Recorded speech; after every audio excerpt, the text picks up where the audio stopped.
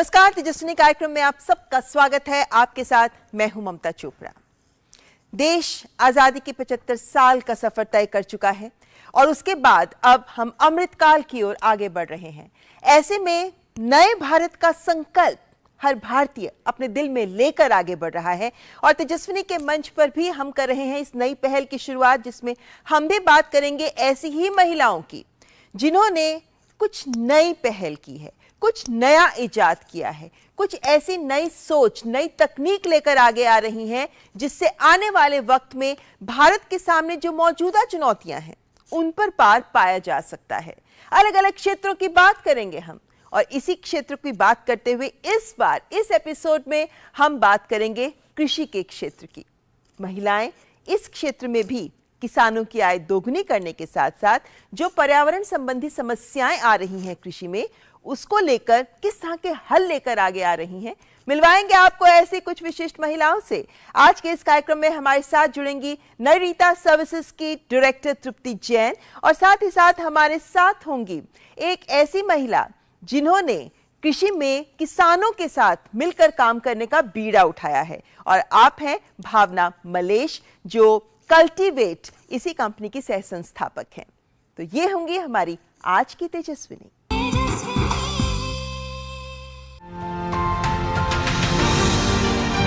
कहते हैं हर जटिल समस्या का सरल हल संभव है।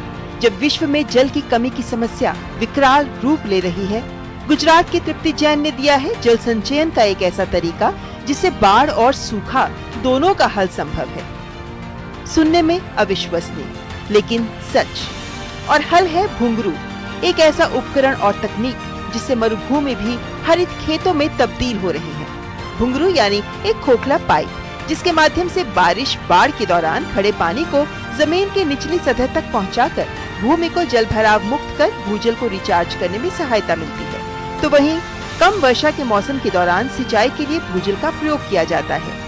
पिछले 2 दशक में 12 राज्यों 8 देशों में लाखों किसानों को इससे फायदा हुआ है। विश्व बैंक द्वारा पुरस्कृत और 2 बार United Nations Framework Convention on Climate Change award जीत चुके घुंघरू के लिए नरीता सर्विसेज की संस्थापक तृप्ति जैन को नीति आयोग ने भी विमेन ट्रांसफॉर्मिंग इंडिया अवार्ड से सम्मानित किया है। कम संसाधनों का उपयोग कर फसल उत्पादकता बेहतर कर किसानों की आजीविका में सुधार के लक्ष्य को हासिल करने के लिए नई तकनीक पर काम कर रही है कल्टीवेट की संस्थापक भावना मलेश। शोध कहते हैं कि किसी भी फसल की उच्चतम गुणवत्ता और उपज संभव है यदि जरूरत के अनुरूप सही संसाधन सही मात्रा में सही समय पर दिया जाए। पर यह हो कैसे? भावना ने 20 साल के IT में अनुभव और कृषि क्षेत्र के जाने माने विशेषज्ञों के साथ मिलकर बनाई किसानों के लिए नई तकनीक, जो खेतों में सेंसर लगाकर फसल की जरूरत को स्मार्ट सिंचाई और उर्वरक के जरिए पूरा कर आर्टिफिशियल इंटेलिजेंस द्वारा प्रौद्योगिकी डेटा एनालिसिस द्वारा काम करती है। इससे किसानों का मुनाफा तो कई गुना बढ़ा ही है, साथ ही मात्र 2 साल में 500 करोड़ लीटर जल और 4 लाख किलोवाट आवर बिजली की बचत भी हुई है।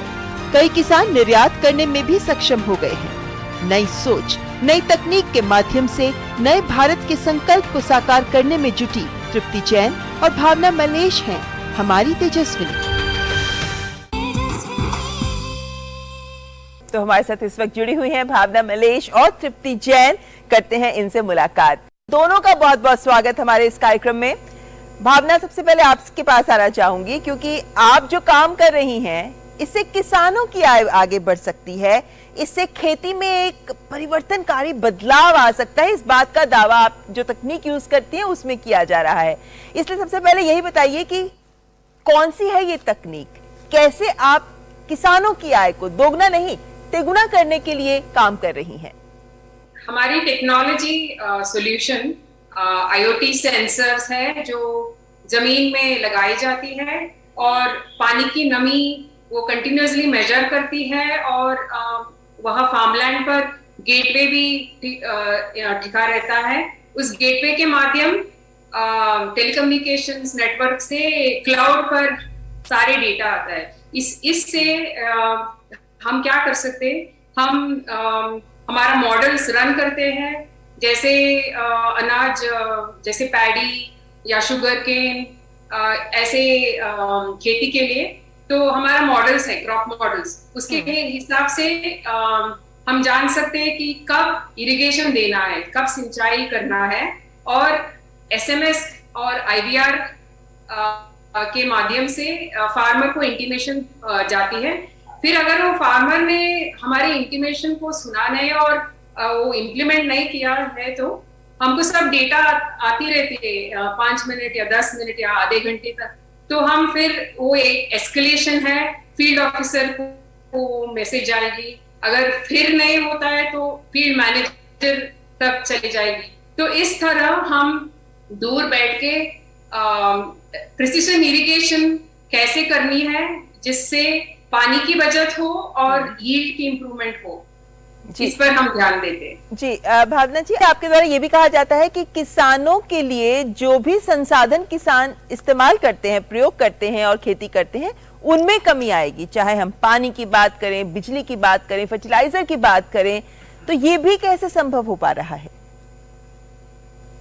राइट, तो अगर साइंटिफिकली हम सिंचाई करें और क्रॉप की देखभाल करें, तो सब ऑप्टिमली इस्तेमाल होता है कि पानी 40 से 50% कम इस्तेमाल होती है, फिर यील्ड भी 20% कम होती है, यील्ड 15 से 30% तक इंप्रूवमेंट होता है क्रॉप के हिसाब से। किसान को कुछ भी नहीं करना पड़ता है, पूरा हम चलाते हैं उनकी सॉल्यूशन। लेकिन जैसे किसानों को भी तो तकनीक के साथ, एप्स के साथ, टेक्नोलॉजी के साथ जोड़ना जरूरी होता है ना, और फिर किसान इनकी दूर दराज के क्षेत्रों में भी होते हैं, उनकी अपनी स्थानीय भाषा होती है, बोली होती है, तो उन तक संवाद स्थापित करना क्या मुश्किल होता है? तो हमारी जो आईवीआर के माध्यम है वो लोकल लैंग्वेज में जाती है। अगर पंजाब की फार्मर्स है, हरियाणा की फार्मर्स है, तो उनकी भाषा में वो आईवीआर मैसेजेस जाती है। तो मैं भी सैर करके आई हूँ पंजाब की, क्योंकि कैसे इस्तेमाल कर रहे हैं हमारे टेक्नोलॉजी को उनके फार्मलैंड विलेजेस में, लुधियाना, अमृतसर या सब मोगा। तो उनका तो कोऑपरेशन तो जरूर चाहिए, और हमारे मोबाइल ऐप भी है जिनसे किसान को पता लग जाएगा कि कौन सा डिवाइस अभी ठीक से चल रहा है, नहीं चल रहा है, गेटवे ऑन है या नहीं ऑन है, सेंसर चल रही है क्या नहीं, वाटर फ्लो मीटर है वो, उसमें कुछ खराबी है, वो सब दिख जाता है, क्योंकि पूरा हमारा सॉल्यूशन वायरलेस है। लेकिन आपने खेती का रुख और खेती के लिए इस तकनीक को इजाद करने का फैसला कैसे किया? मतलब आपने काफी लंबा अनुभव है आपके पास भी एज एन इंजीनियर, टेक्नोलॉजी के क्षेत्र में आप काम करती रही हैं, लेकिन फिर भी किसानों के साथ जुड़ने का ख्याल कैसे आया? मुझे ना ये फूड सिक्योरिटी, फार्मिंग पर बहुत कुछ करना था कि ये टिकाऊ हो, सस्टेनेबल हो, क्योंकि हर जगह हम सुनते हैं कि अभी पानी के टेबल, पानी हर जगह कम हो रही है, और अगर हम खेती को सोफिस्टिकेटेड बनाए और टेक्नोलॉजी की उपयोग करें, तो मुझे लगता है कि आज की यूथ उनको अपनाएंगे तो उनको वो कूल समझेंगे। तो this is my keen interest and passion that they should make farming cool. तो टेक्नोलॉजी के माध्यम से तो ये बन सकता है। 2 साल तो लग गए ये टेक्नोलॉजी को तैयार करने में, बहुत फेलियर्स हो गए लेकिन हारे नहीं। और कोविड के पहले हमारा वो पायलट्स चलने लगा, तो हमको वो कॉन्फिडेंस मिल गई कि ये चलेगा, लोगों को कॉन्फिडेंस मिल गई कि ये चलेगा। कोविड जब हुआ तो थोड़ा बाधा आया, लेकिन अभी बहुत सारे कंपनीज हमारे साथ काम कर रहे हैं, और इसकी अडॉप्शन तो हो रही है। अभी फार्मर्स जानते हैं कि इससे उनकी बेनिफिट होगी, उनका काम आसान होगा, और काम आसानी में वो प्रिसिशन एग्रीकल्चर से यील्ड इंप्रूव देख रहे हो। यानी सटीक जानकारी के आधार पर सही पानी मिले और सही फर्टिलाइजर मिले, इन सब बातों का ध्यान रखा जा रहा है। भावना जी, आप बने रहिए हमारे साथ, कार्यक्रम में आगे जुड़ेंगे हम अपने अगली मेहमान से भी, लेकिन उससे पहले यहाँ रुकेंगे एक ब्रेक के लिए। आप देखते रहें तेजस्विनी। लहलहाती फसल, भरे पूरे खेत खलिहान, हर किसान का बस यही अरमान, लेकिन प्रकृति पर किसका जोर? कभी बारिश, कभी बिजली, कभी ओला, कभी सूखा, तो कभी कीट पतंग का प्रकोप कर दे नुकसान कमर तोड़। भैया खेती में तो जोखम रहता ही है, अब क्या करें? अब प्रकृति का कोनो उपाय है का? प्रकृति का तो नहीं, मगर नुकसान का उपाय है। अच्छा, हाँ, AIC से फसल बीमा। फसल बीमा? मतलब मामूली सा प्रीमियम दो और बड़ी चिंता से मुक्ति पाओ। अरे वाह। AIC से अपनी जरूरत अनुसार कोई फसल बीमा चुने, जैसे प्रधानमंत्री फसल बीमा योजना। बुआई से लेके कटाई तक प्राकृतिक आपदा से सुरक्षित रहे किसान। भरपाई हो पूरी अगर फसल का हो नुकसान, जब AIC का है साथ तो ना डर ना फिक्र की बात। Agriculture insurance company of India limited. AIC। Just look at it, sir. 0 to 100 in 5 seconds flat. Really? आपकी है? तुम्हें भी अपने बुढ़ापे में कॉम्प्रोमाइज नहीं करना है, तो अभी से नेशनल पेंशन सिस्टम में इन्वेस्ट करो। नेशनल पेंशन सिस्टम ये 60 की उम्र तक पैसे बचाता और बढ़ाता है, और फिर उन्हीं पैसों को हर महीने सैलरी की तरह आप तक पहुंचाया जाता है। 1800110708 और website www.pfrda.org.in। National pension system में इन्वेस्ट करने से टैक्स भी बचता है sir. National pension system. ISI। मम्मा ISI। नो बेटा, हॉट है, पापा को लेट हो जाएगा। पापा ISI। गेट रेडी बेटा। मम्मी, हमारे घर में सभी प्रोडक्ट्स पर ISI का निशान क्यों है? ISI मार्क का मतलब है विश्वसनीय बेहतरीन क्वालिटी, ताकि हम सब सुरक्षित रहें। ISI मार्क जैसे पापा से है देश सुरक्षित, ISI मार्क से हम सब सुरक्षित। अच्छा पापा, नमस्ते। देखिए, जानते तो सभी हैं कि ज्यादा तेल, चीनी या नमक खाना नुकसानदायक होता है। हमें तो लगता है कि ज्यादा से ज्यादा थोड़े मोटे हो जाएंगे, बस चलेगा। पर अगर तेल, नमक या चीनी पे कंट्रोल नहीं किया ना, तो high blood pressure, heart attack, stroke, sugar की बीमारी, आंखों की खराबी, किडनी फेल, कुछ भी हो सकता है। और इन सबके चक्कर में परहेज ही परहेज, सिर्फ खाने में नहीं, आपकी पूरी जिंदगी में। Start reducing your intake of sugar, salt and fat from today.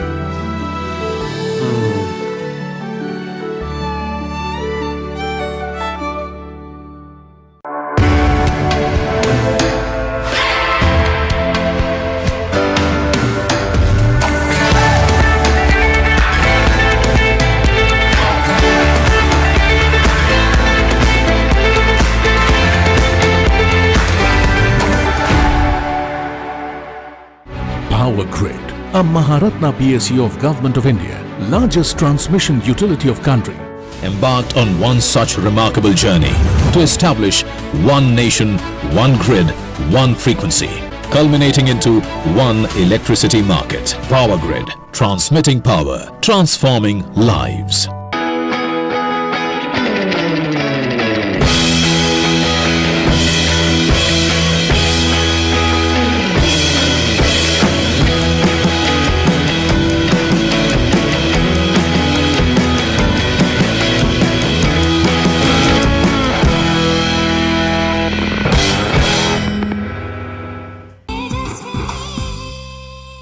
Break के बाद आपका स्वागत। आप देख रहे हैं तेजस्विनी, जिसमें आज हम बात कर रहे हैं नए भारत के संकल्प की। हमारे साथ जुड़ी है दूसरी विशिष्ट मेहमान। हमारे साथ हैं नरीता सर्विसेज की डायरेक्टर तृप्ति जैन। तृप्ति जी, आप जो काम कर रही हैं उसके बारे में पहले बार में ही अगर हम सुने तो लगता है वाकई ऐसा संभव है क्या? मतलब एक ऐसी डिवाइस इजाद की जाए जिससे सूखे का भी हल निकले और बाढ़ का भी हल निकले। घुंघरू है ये डिवाइस जो आपने बनाई है, कैसे करती है ये काम? पहले तो मैं घुंघरू नाम से आपको परिचित कराऊं, क्योंकि ये घुंघरू नाम ही बड़ा अजीब दिखता, सुनने में लगता है और बहुत लोगों को समझ में भी नहीं आता है, क्योंकि एक गुजराती कॉलोनियल नेम है जो हमारी गांव की बहनों ने रखा है। घुंघरू मीन्स स्ट्रो, बिग स्ट्रो। हमारी टेक्निक का जो मेन पार्ट है वो सिलेंड्रिकल पाइप है। तो जब हमारी महिलाएं जो खेडूत है वो जब चूल्हा जलाती है तो वो फुकी से चूल्हा जलाती है, तो उसको गुजराती में घुंघरी कहते हैं, जो छोटी होती है। और ये बड़ा वाला पाइप होता है तो ये उनको घुंघरू कहते हैं। तो ghungroo means is a cylindrical structure और a big straw kind of thing. अभी या आपको भी आश्चर्य लग रहा है, सबको लग रहा है कि बाढ़, सूखा और दोनों क्लाइमेट चेंज वाली जो इम्पैक्ट है, जो सबसे बड़ी है, उसको कैसे एक टेक्नोलॉजी कवर करती है। तो मैं बता दूं कि ये जो है वो कोई रॉकेट साइंस ऐसा कुछ नहीं है। हमारी बहनों ने, मेरे को फाउंडर विप्लव ने और हमारे गांव के खेडूतों ने बहुत मेहनत करके ट्रायल एंड एरर से इसका सॉल्यूशन निकाला है। पहले मैं सिंपल बता दूं कि पहले क्या था घुंघरू के पहले। तो जब बारिश गिरती थी तो पानी था, जो हम लोग सेमी एरिड रीजन में काम करते थे, तो जो पानी था वो जमीन के ऊपर रह जाता था, क्योंकि जमीन सैलिनिटी अफेक्टेड है। तो 15, 20 दिन, 25 दिन, 30 दिन पानी भरा रहता था। अब आप जानते हैं कि पानी भरा रहता है तो खेती होना संभव नहीं है, वाटर लॉगिंग कहते हैं जिसको पॉपुलरली। तो वो भरा रहता था, पानी होता था पर खेती नहीं होती थी। और दूसरी चीज है कि हमारे जो अभी बहुत सारे स्मॉल होल्डर फार्मर्स है, जिसके पास में 1 एकड़ से लेके 3 एकड़ तक जमीन है, तो उनके पास में बोरवेल होना बहुत ही एक हाई लग्जरी का ठीक होता है, क्योंकि बोरवेल अभी ऊंधे जा रहे हैं, बहुत महंगे होते जा रहे हैं, 2-3 इयर्स के लिए ही सरवाइव करते हैं बोरवेल। तो ये सब देखते उनके पास में इरिगेशन, सिंचाई के लिए कोई प्रावधान नहीं होता है। तो हमारी जो टेक्नोलॉजी है, जो अभी वो ये काम करती है कि ये हम लोग सिलिंड्रिकल पाइप होते हैं, ये सपोज ग्राउंड है, तो ग्राउंड के अंदर हम लोग हंग्री स्ट्रेटा आइडेंटिफाई कर देते हैं कि जहां वाटर रह सकता है। आपने सुना होगा कि हमारे ग्रैंडफादर ने पहले 60 फीट से पानी खींचते थे, 80 फीट से पानी खींचते थे, पर हमने पानी डाला नहीं है, इसलिए पानी नीचे चला जा रहा है। तो वो फीट में पानी संग्रह करने की पूरी क्षमता है। तो हम वो फीट आइडेंटिफाई करके, उसको पहचान करके हम पानी जमीन में उतार देते हैं, जो पानी वाटर लॉक है, जो जमीन में पानी भरा हुआ है। तो मॉनसून में जमीन में पानी फ्री हो जाएगा और वो खेती कर सकते हैं। तो यानी एक तरीके से ये एक ऐसी तकनीक है जिससे हम जमीन के नीचे पानी का लेवल बढ़ाते हैं। हाँ, पानी को जमीन में उतारते हैं और वहां संग्रह करते हैं। टाका नहीं बनाते हैं, क्योंकि ये लाख और करोड़ों लीटर में पानी जाता है, पर सॉइल एक्विफियर जो होता है, सॉइल जमीन का जो स्तर होता है जिसमें पानी संग्रह करने की क्षमता होती है, वही टाका का काम करता है और वहीं पर पानी स्टोर हो जाता है। तो वही पानी हम वही पाइप से दूसरी छोटी पाइप डाल के लिफ्ट कर देते हैं इन द समर और सियारा में, और अथवा तो उनारा जो सीजन होती है ना उसमें, सो दैट हमारा एक जहां पर एक भी क्रॉप नहीं होता था, 0 क्रॉप था, वहां पर मिनिमम 2 क्रॉप तो हम ले ही सकते हैं। अच्छा। तो फार्मर का इनकम 3 गुना बढ़ा सकते हैं। बिल्कुल, लेकिन आपके इस पहल में एक बड़ा पहलू है महिलाओं से जुड़ा हुआ। आप बार बार बता रही हैं कि महिलाएं, उन्होंने मिलकर इस तरह की तकनीक को ट्रायल एंड एरर से बनाया। तो ये महिलाएं ही है क्या जो अब आगे इस तकनीक को अन्य लोगों तक, अन्य महिलाओं तक, अन्य किसानों तक पहुंचा रही हैं? हाँ, ये महिलाएं हमारे कार्यक्रम में सबसे पहले जुड़ी हुई है और अभी सबसे आगे है। कैसे मैं बताऊं कि घुंघरू टेक्निक जब आविष्कार हो रहा था, जब ट्रायल एंड एरर करके जो भी चल रहा था, वहां पर हमको भी बहुत सारे इंस्टीट्यूट लोगों ने मदद किया, पर जो पेशेंस रखने वाली थी और जो सालों से एग्रीकल्चर कर रही है, खेतीबाड़ी कर रही है महिलाएं, और मेजर कंट्रीब्यूशन महिलाओं का ही है खेतीबाड़ी में, पर हाउस होल्ड एक्टिविटी की तरफ अनपेड है, इसलिए हम महिलाओं को खेडूत मानते ही नहीं है, या तो फिर उनके नाम पे लैंड ही नहीं है, इसलिए महिला खेडूत नहीं मानते हैं हम। पर उसको खेतीबाड़ी तो आती है, तो उसकी जो धीरज थी, उसकी जो कूने थी, उसकी जो समझ थी, वो ये टेक्नोलॉजी डेवलप करने में बहुत काम आई थी, ये घुंघरू वाली। और इसीलिए शुरू से महिला जुड़ी हुई है। आज हमारा मार्केटिंग का बजट 0 है, हमारी जितनी महिलाएं हमारे साथ जुड़ी हुई है, वही हमारा प्रचार प्रसार अन्य लोगों के साथ कर रही है। तो और दूसरी चीज वजह है महिलाओं को जुड़ने की, कि एक घुंघरू जो है वो 5-6 फार्मर के साथ में करे तो उसकी कॉस्ट इफेक्टिवनेस बहुत बढ़ जाती है। तो अभी ग्रुप में काम करना है, साथ में काम करना है, तो महिलाएं वहां पर ज्यादा असरकारक साबित हुई हमारी। तो महिलाओं को तो कितने क्षेत्र में कितने घुंघरू लगाने पड़ते हैं, कितना खर्चा आता है, कितना किसानों को उसके आधार पर फायदा हो पाता है? अच्छा, ये बड़ा सा अच्छा सवाल है कि हमने जब उत्तर गुजरात में काम किया, अभी तो हम लोग 12 स्टेट में काम कर रहे हैं, ऑलरेडी हमारा चल रहा है, और हमने इंडिया के बाहर भी बांग्लादेश, वियतनाम, घाना वो सब में पायलटिंग कर चुके हैं और अभी रवांडा में हम लोग करने वाले हैं, आधा काम हो चुका है। तो ये टेक्निक है वो एक स्तर से नहीं जुड़ी हुई है, पूरे ग्लोबल एरिया में उनकी रिक्वायरमेंट है। तो लाखों करोड़ों यूनिट चाहिए। अभी एक यूनिट जो हमारा गुजरात बेस पर है, मैं हर एक का जियोग्राफिकल स्ट्रक्चर अलग अलग होता है, तो 5-7 एकड़ का जो पानी है वो जमीन के अंदर ले सकती है, 7-8 एकड़। और जो संग्रह किया हुआ वो पानी है वो फ्लड इरिगेशन के थ्रू इस्तेमाल करे तो लगभग 22 एकड़ 23 एकड़ तक कर सकती है। और जैसे कि ड्रिप इरिगेशन हो तो और एकड़ कर सकती है, और अभी भावना जी ने जैसे बताया वैसे कोई टेक्निक हो तो और भी एकड़ तक कर सकती है। यानी ये तकनीक कई तरीके से किसानों को फायदा दे सकती है और काफी किसान अगर मिलकर करते हैं तो और भी ज्यादा फायदा हो सकता है। लेकिन साथ ही तृप्ति जी, आपको कैसे रुचि आई कि इस तरीके का कुछ बनाया जाना चाहिए? मतलब आप इंजीनियरिंग की है, आपको सतत विकास, आपको जेंडर इंक्लूजन, लैंगिक समावेश, इस तरीके के विषय आपको आकर्षित करते रहे हैं, लेकिन कैसे इस विषय की ओर आपका रुझान हुआ? एक्चुअली मैंने एनवायरमेंटल इंजीनियर करके फिर जब ये सोशल सेक्टर चुना और मैं लगभग गुजरात के सारी डिस्ट्रिक्ट्स में हम काम कर चुके हैं, घूम चुके हैं।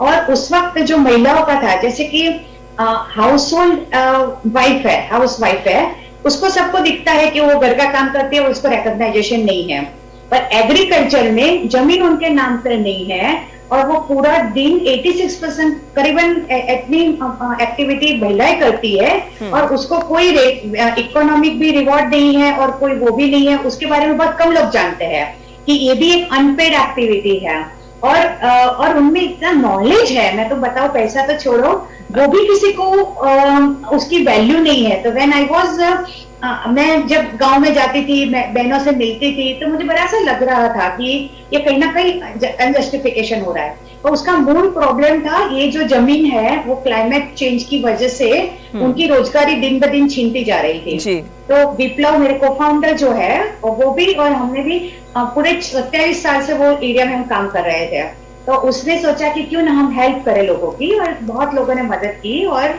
ये टेक्नोलॉजी का आविष्कार हुआ फार्मर की मदद की वजह से जी। यानी कि अगर महिलाएं भी कुछ नई सोच लेकर आगे बढ़ती हैं तो देखिए कितना बदलाव ला सकती हैं। यहाँ पर भावना जी को एक बार फिर मैं जोड़ना चाहूंगी, क्योंकि भावना जी आप दोनों से एक सवाल पूछना चाहूंगी मैं ये, क्योंकि एक नई पहल के साथ आप लोग आगे बढ़ रही हैं, किस तरह का बदलाव आप अपनी इस पहल के जरिए देश में देखना चाहती हैं? भावना जी आपसे शुरुआत करती हूँ।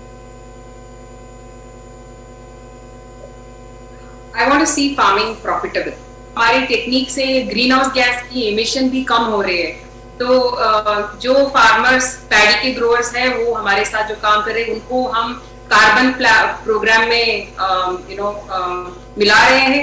इसकी वजह से जो भी इन्वेस्टमेंट पहले साल में और पहले एक सीजन में होगा, तो उनको एक ही सीजन में उनका रिटर्न मिल जाएगा। तो इससे फार्मिंग उनको बहुत अट्रैक्टिव होगी। फार्मर को तो किसान को भी फायदा होगा, लेकिन साथ ही मुझे लगता है कि और ज्यादा लोग और ज्यादा युवा इस क्षेत्र की ओर वापस रुख करेंगे और इस क्षेत्र को जरूरत भी है आप जैसे युवाओं की भी और जागरूक किसानों की भी। और आप किस तरह का बदलाव देखना चाहती हैं घुंघरू के जरिए? मैं 2 प्रकार के बदलाव देखना चाहती हूँ। एक तो क्लाइमेट चेंज रिलेटेड, कि अपना पानी सब कोई अपना संग्रह करे, चाहे खेत हो या फिर फ्लैट हो या जमीन हो, जो पानी है उनके पास में पानी दे रहे कुदरत, वो अपना संग्रह करे और सीखे, और पूरे भारत में ये हो जाए तो किसानों को सबको बहुत फायदा होगा। और दूसरी चीज की महिला और खास करके खेडूत महिलाओं को उसमें अपना पूरा हक मिले, इकोनॉमिक भी मिले, और उनको एक उनकी जो नॉलेज है उसको एक रिकॉग्नाइजेशन मिले, पहचान मिले उनको कि मैं एक फार्मर हूँ, मैं कह रही हूँ। और महिला भी टेक्नोलॉजी के साथ जुड़ सकती है और महिला टेक्नोलॉजी को आविष्कार कर सकती है और उसको बराबर तरीके से संचालित भी कर सकती है। तो ये बदलाव भी हम चाहते हैं सामाजिक तौर पर। जी, तो हमारी तरफ से बहुत बहुत शुभकामनाएं आप दोनों को। उम्मीद करते हैं कि जिस बदलाव के लिए आप काम कर रही हैं, जिस विकास के लिए आप काम कर रही हैं, वो तस्वीर जल्द ही जरूर साकार हो। बहुत बहुत शुक्रिया भावना जी और तृप्ति जी हमारे साथ जुड़ने के लिए। धन्यवाद। थैंक यू, धन्यवाद।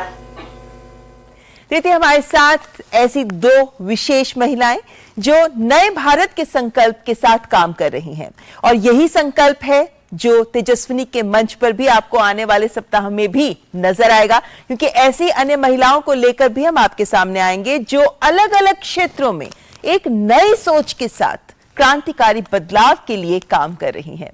आज का ये एपिसोड आपको कैसा लगा बताइएगा हमें। आपके कोई सुझाव हो तो वो भी हमारे साथ जरूर साझा करिएगा। हमारा ईमेल आईडी tejaswini.ddnews@gmail.com। तो अगले हफ्ते फिर हाजिर होंगे और खास तेजस्विनियों के साथ। फिलहाल हमारी पूरी टीम को दीजिए इजाजत। नमस्कार।